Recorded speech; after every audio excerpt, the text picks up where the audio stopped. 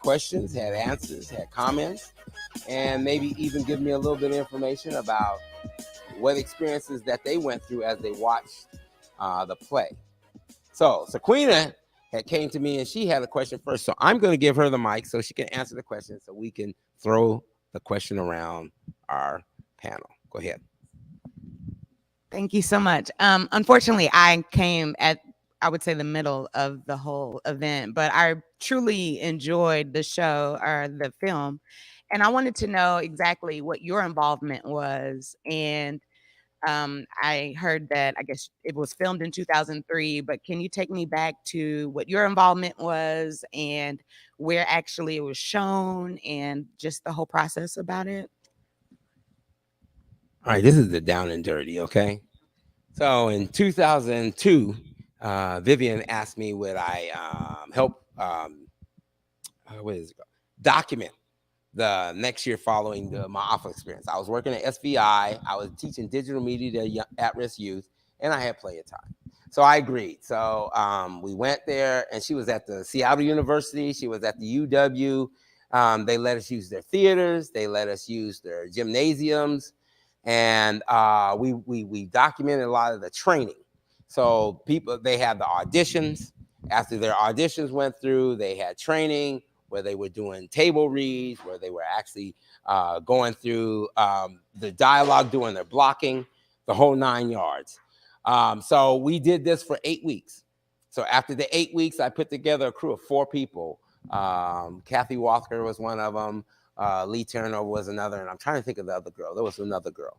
And believe it or not, the 2 girls were white, but they were still down for doing the project. So they came with us. We had 4 cameras out at the Moore Theater. We sat up. We did as best we could with the audio. I'm gonna leave that up to the Moore Theater, and we shot for 4 different angles for 2 nights on them. So we had several different versions of it. So after we had did the shooting, Vivian needed a quick edit, so she was going to get more funding for the following year. So we made a down and dirty edit. And they actually paid for the down and dirty edit, and then they got funded the next year by the the Office of Civil Rights. So what I was at that point was I was their videographer. I was their creator for creating a portable content that they can deliver to their potential grantors, and they did. They got funded the next year. Go ahead.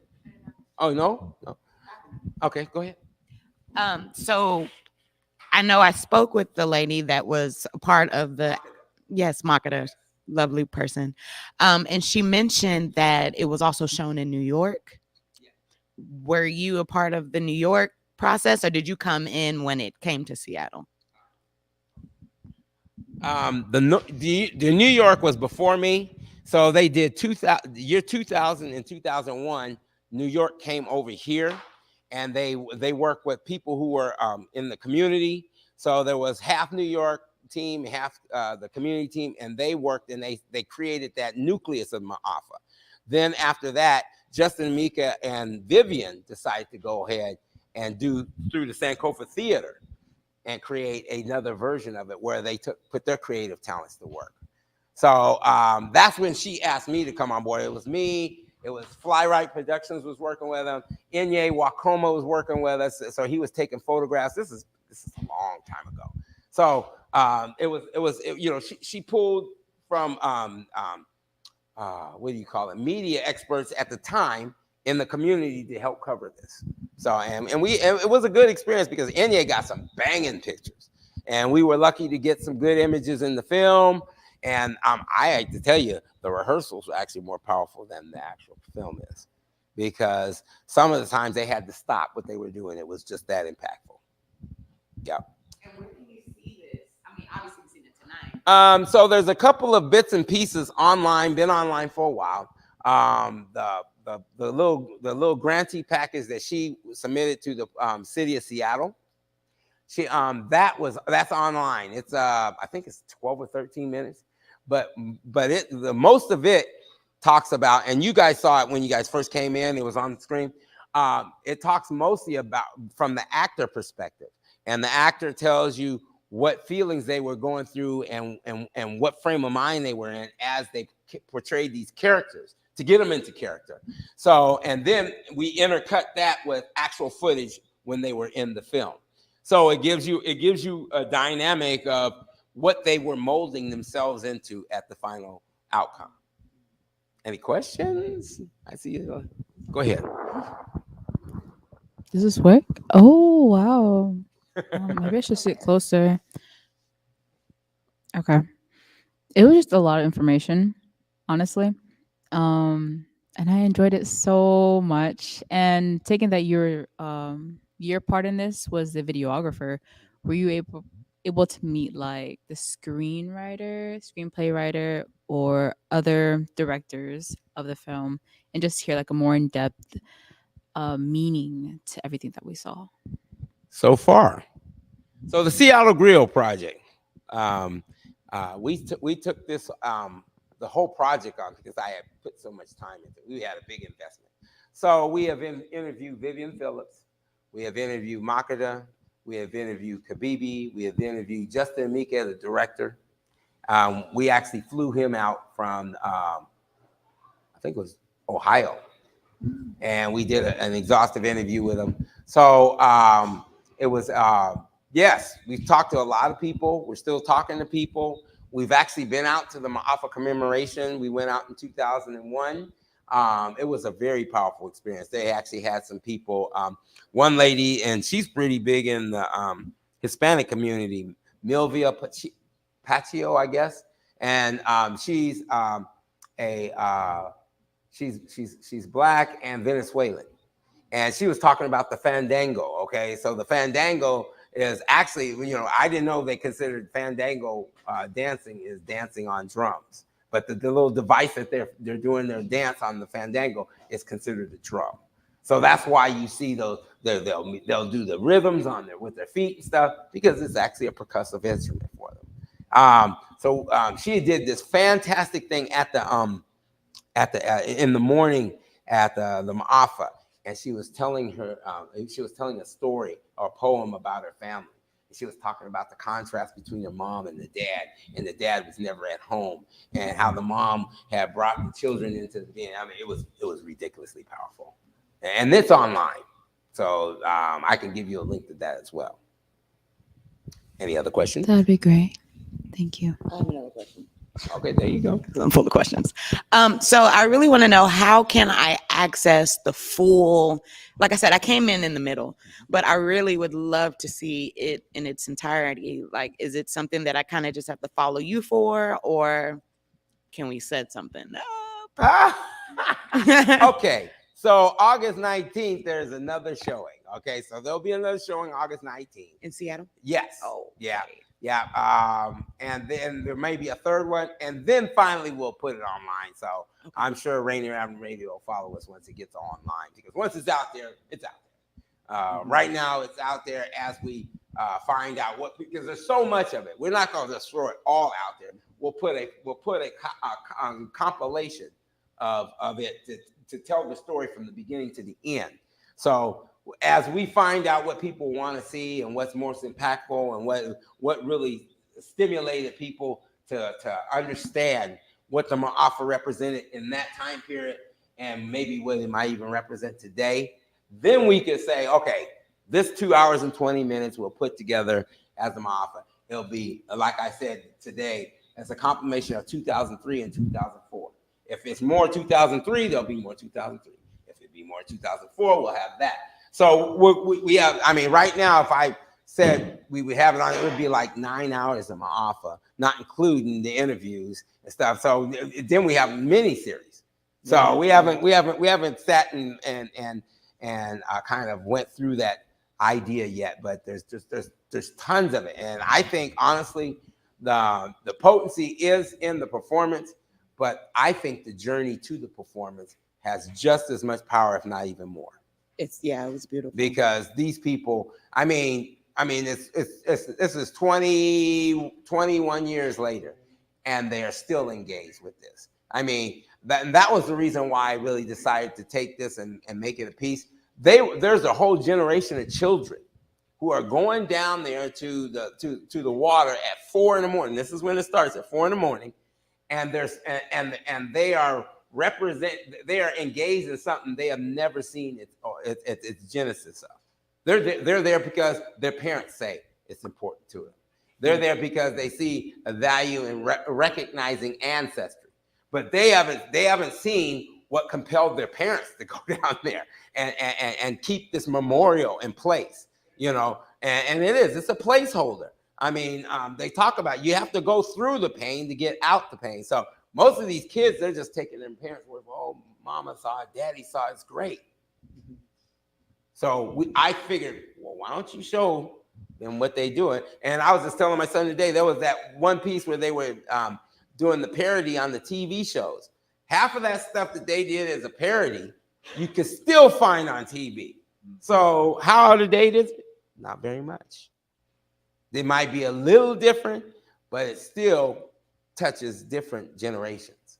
So I think while we have the opportunity to touch a different generation, we need to reach out and make sure that they're included. Okay, one more question. Thank you. Help us out. Like I said, I came in. And Ryan's next, right? You said that? You can have the mic. You have your hand up? Okay. Since you were behind the scenes and you've seen the whole just gearing up for the performance, do you know why they chose to have whiteface? Like 2 black men play white men as opposed to actually casting white men for those roles? Oh, okay. Oh, there's a whole thing around that. Okay. So, and you can find this online. So the 2 people who actually played the white guys, what's his name? Hessick, I think John Hessick and Jamie Erickson, they were bold enough that they would actually perform with the group. Okay. Mm-hmm. You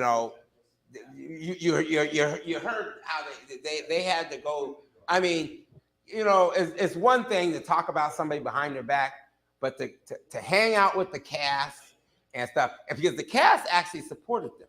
Okay, they knew the cast knew it, and that's one of the things that we are not really recognizing when we start to come out of things.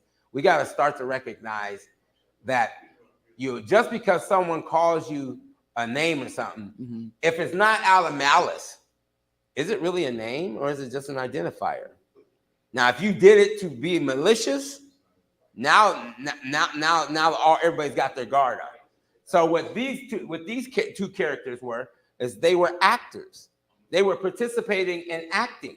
They were trying to get a result. So when they say, shut up, nigger, get up, nigger, even though that was an inflammatory name, they were acting a part of a character in a time period to get the desired result for people's minds to be triggered. Mm-hmm. Okay, so they weren't doing it personal. This ain't personal. This is business. So it was hard to find a lot of those actors that would play those games, because I'm sure I think somebody asked one time, well, why isn't there any white ladies in there? Because they had slaves, but you just couldn't draw people in to take those parts. They just wouldn't take those parts. But, even though it was an effort, it's hard. One of the things I'm recognizing is we communicate differently. We all may know English, but our communities communicate differently. Mm-hmm. And until we recognize a commonality in our communication, that's when we get to just lurch forward, okay? We speak English, but one word of English to one person ain't the same word of English to somebody else. It's based on family, it's based on culture. And when we can find identifiers that link us, whatever culture, then we can start to really dissolving prejudice, racism. I mean, one of the things that we have, I think is really cool right now in our communities is that Washington State has actually considered racism as a public health crisis in this state. Okay? Yeah, and they're putting money to it. They ain't just talking crap. They're putting money there. They dropped $25 million just recently. They're dropping a couple of years of $100 million, and they're trying to help build how to start dismantling this racism in our communities. Yep. So but you can't come there without a real good plan. Don't come up there thinking I'm just going to get some money. Good luck with that. You got to have a divisive plan that's going to make milestones that are achievable. Go ahead. Thank you, Roger, for screening this film today. It was really an incredible experience to be able to watch it. I also look forward to when it'll be more widely available and the opportunities. I'm really struck about how you were able to not only participate by filming the performances, but also the rehearsals. And you had mentioned earlier, how powerful that was for you. In terms of kind of being there, I mean, it must have been just such an enormous amount of kind of energy and effort, and being able to for the actors to be able to kind of place themselves and be vulnerable as well. I was just wondering if there were kind of points of inspiration that you kind of saw that the cast kind of came to, or even thinking of, were there kind of historical accounts or images, or were there things that were kind of a part of that process to kind of, be a part of that process that you saw? So one of them that was really emotional, and we didn't show it in this thing. It was we saw the aftermath when they talk about Nana, they couldn't kill Nana. They shot Nana. Okay, it was right after Picklebell, when she was talking about Picklebell. Then the field Negro, he came out and he shot Nana because Nana was slowing down the cotton effort. And all the group went and huddled around, and then they made them go back to work or threatened to kill them. When they were rehearsing this at the UW, they really got kind of emotional after it, because they went through the whole thing, and then Khabibi is just laying there for like 20 minutes, and and even though she ain't really dead, you're starting to get into character and starting to feel like she's really dead. Okay. And there was actually a conversation after she had been laying there for like 15, 20 minutes. And the director was trying to let this really sit in them, because they were supposed to deliver their performance based on Nana laying there dead. Because they ended up picking up Nana and they took her off the stage. Oh, I'm telling you, some of this stuff is startling, and I didn't have enough time for you guys to see all of it. It's creepy, some of it. It is. I mean, so when we do, we're gonna have probably another one that'll have a lot of different footage that this one didn't have. So people who even choose to go see it again, I didn't see that in the last one. I didn't see this in the last one. Because even though it's the Maafa Experience and it parallels the theme, they have different scenarios to provoke ideas. Because there was so many. Everything wasn't centered around racism. Some of it was centered around how to purge ourselves of our old self, and that was the energy of the whole piece, was purging. How do we do it? That's what the Sankofa bird is. The Sankofa bird has the egg of the future in its mouth when it's going, even though it's looking back, it's going forward. So there has to be a purging so your egg isn't corrupted. You got to take care of the egg. The egg is tomorrow. And that's when I came in. She said, let go. Yeah. Yeah. And they themed that every time. They themed it every time. They rant and rave about Sankofa. That's why Sankofa is a kind of this black phenomenon. It ain't just a phenomenon because it's a cool word. It's because it represents what we can become if we really push it. So that's what you got. Anybody else? I'm done talking.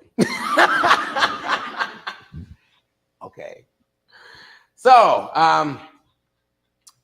coming August 19th, there will be a second rendition of the Sankofa Theater Maafa. We call it the Legacy because usually at the end of the month in August, they're down there at Leshai and they're recognizing their ancestry. So anyone who would love to go down there and remember their ancestors and maybe call out their name and give a little reverence, keep a lookout on Facebook. They'll have some kind of promotion.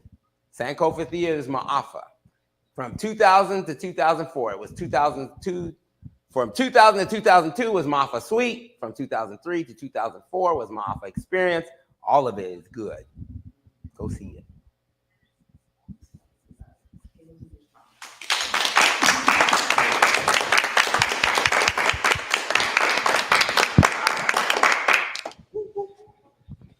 Daniel, clear?